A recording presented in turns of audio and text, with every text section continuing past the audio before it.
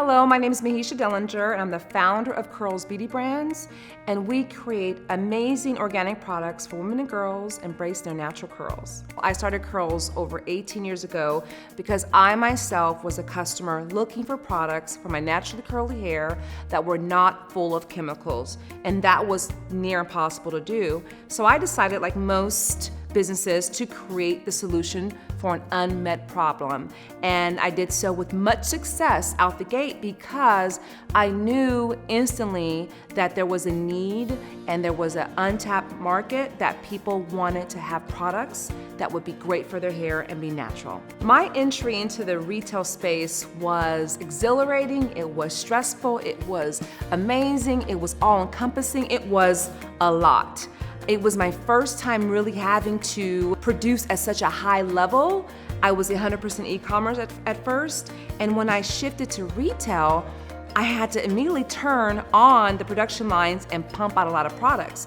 But what that did for me as a business owner, it enabled me to grow up fast. I had to learn a lot of things I didn't know before, like timelines and production schedules and units per store per week requirements, and that created a different path for my business. It enabled me to really level it up, and also it gave me a lot more exposure. Well, the first thing you have to do is identify who your target market is and understand exactly what they want, because you will be in a sea of other brands and you want to make sure that you stand out, most importantly, to the customer that you're serving.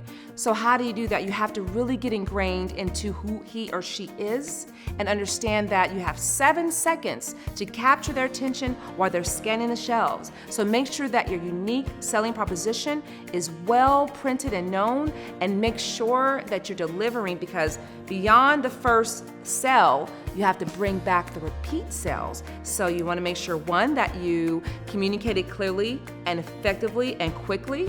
But number 2, make sure that the product actually performs. You have to really find your unique selling proposition and exploit that.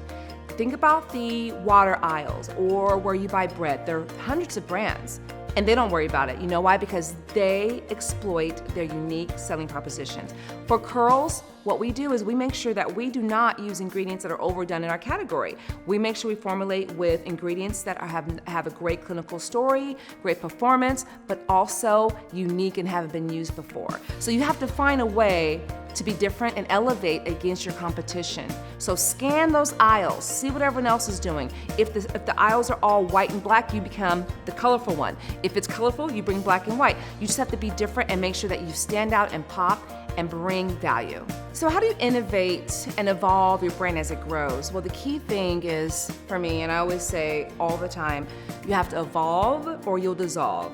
So you have to continue as a founder to look several steps and paces and years ahead to continue to change and add new offerings to your customer base. One thing I look for are opportunities in my beauty space for new undiscovered ingredients that have amazing clinical data that hasn't been overused or used at all in my space. The unique factor will help you bring newness to your portfolio, but also you want to make sure that in doing so, that you're meeting the needs of your target audience. So one piece of advice I would give any new brand owner when it comes to building a brand, and I keep saying this, but it's really being authentic.